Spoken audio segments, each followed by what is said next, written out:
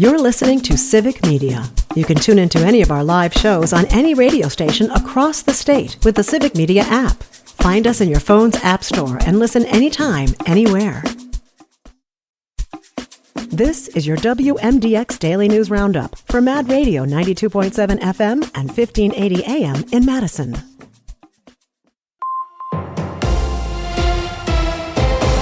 For 92.7 WMDX News, I'm Savannah Tomei Olson. This week, more than a dozen law enforcement agencies across Dane County are adding extra patrols because in recent years, more kids are getting hurt when they're going to or from school. WKOW reports so far this year, 8 children have been hurt on their way to or from class. Now, 13 law enforcement agencies are banding together this week to increase safety for students, according to the outlet. In 2022, 4 children in Dane County were hurt going to or from school. By 2024, that number was up to 15. Local police departments are also distributing slow down signs that they'll put in school zones. Soon, the race for governor will continue to get more crowded. One candidate is trying to make sure their appeal isn't limited to Milwaukee. Stuart J. Waddles reports. Milwaukee County Executive David Crawley appeared on the Todd Alba Show, which airs statewide on the Civic Media Network. As he runs for governor, Crawley talks about his experiences outside the big city. I've been introduced to rural areas as a kid. My father taking me to La Crosse and taking me all over the state, whether we're going fishing or going duck hunting. While he's been running Milwaukee County recently, Crawley reminded people that he's got Madison experience and praised the current governor. Governor Evers, he has been a great leader. He has led with a steady, calm strength here in the state of Wisconsin, leading us through the pandemic, helping to protect our democracy and protect, quite frankly, our working families from a lot of harm. I spent 7 years in the state capitol, so I know how Madison works. And I've also gotten things done with a Republican-controlled legislature. Crawley got the endorsement of someone some thought he would have to run against, Milwaukee Mayor Cavalier Johnson. So far, Crawley, Lieutenant Governor Sarah Rodriguez, Washington County Executive Josh Schoeman, and businessman Bill Berrien have all announced runs for Wisconsin governor next year. Enrollment has dropped slightly in the UW system, and leaders say it's at least partially because there are far fewer international students. System officials released preliminary enrollment numbers, and there are 164,000 students statewide. That's a slight drop. There are about 100 fewer students this year than last year. UW leaders did not release data on international students, but they did reference one projection that estimates American universities could have a 15% decrease in international student enrollment. The trends at UW-Madison mirror those of the rest of the system. There are slightly fewer Badgers this year. 8 of the 13 universities in the system had more students than last year. And lawmakers are trying to make sure more Wisconsinites get Packers games on cable. Lisa Hale reports. A couple of Wisconsin lawmakers from opposite sides of the political divide have come together for a cause close to the hearts of Wisconsinites. The Green Bay Packers. Democratic Senator Tammy Baldwin and Republican Congressman Tony Weed have introduced the Go Pack Go Act, designed to allow Packers fans in Wisconsin, no matter where they live, to watch the Pack play on television. Over 400,000 people living in Wisconsin counties are considered either a part of Minnesota or Michigan television markets, so they end up watching either the Lions or the Vikings games instead of the Packers if the games are scheduled at the same time. The Go Pack Go Act would require cable and satellite companies to give Wisconsin subscribers access to games from a Wisconsin market.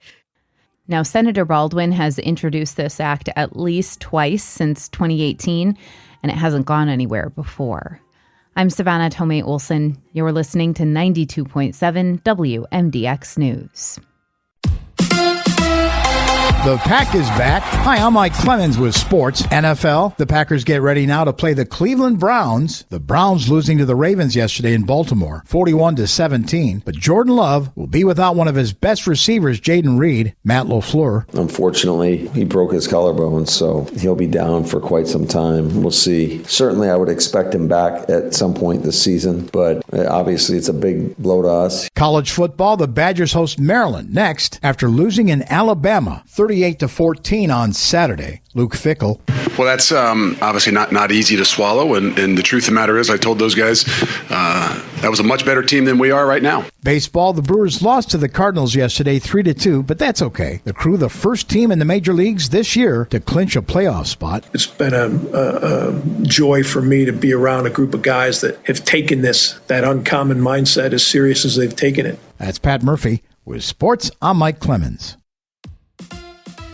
On your entertainment beat, I'm Pete Schwaba. When not trying to push her bathwater soap on lonely men or selling her good jeans, Sid Sweeney does a little acting. The Sidster will play a boxer in the upcoming film Christy, based on the real life of boxer Christy Martin. Born in small-town West Virginia, Christy Martin realized at a young age she was a good puncher and capitalized on that skill to become the best female boxer of the 90s. Despite not being released yet, the film has had a few eyes on it and is currently pulling a 61% on Rotten Tomatoes. Actor Joel Kinnaman is not a household name, but he has a solid fan base, and he seems perfect for a good crime story. So it's no surprise he is the choice to play the lead role in a new crime drama called Bishop. According to Deadline, Kinnaman plays Bishop Graves, a weathered, experienced detective who chases a killer preying on San Francisco's elite, only to find out that the crimes have a connection to his own father. The series is currently in development at Amazon MGM. Superman and Lex Luthor teaming up together? What is this world coming to? Before you know it, cats and dogs will be living together. Variety has announced that the sequel for this summer's hit Superman is in motion. If you thought the first one was a spectacle, the follow-up promises an even bigger nemesis will face off against the unlikely duo. James Gunn's Superman, starring David Corenswet, made $613 million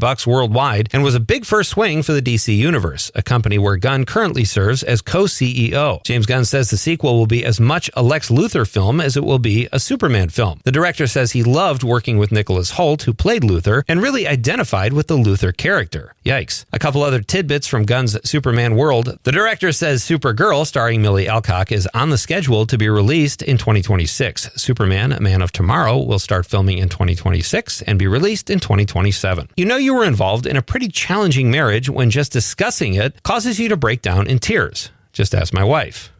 Thanks, I'm here all week. Such is the case for Denise Richards, who was married to Charlie Sheen. In the new documentary, AKA Charlie Sheen, Richards pulls no punches when she is on camera discussing her tumultuous time with Sheen. She says their marriage went south after the success of 2.5 Men, claiming that the pressure really got to her then husband. Richards says she would bring up Charlie's substance abuse to members of his team and specifically his sponsor, but to protect him, his posse would blame her hormones or claim she had postpartum depression. Richards says she kept it together for the sake of their daughters, but says if she wasn't a very strong person, she would have gone down a very dark road. Given all the recent information regarding Sheen's new doc and book, I can't imagine a darker road for anyone than being married to Charlie Sheen. For more showbiz fun, tune into Nightlight with me, Pete Schwaba, weeknights from 6 to 8 p.m. on the Civic Media Radio Network.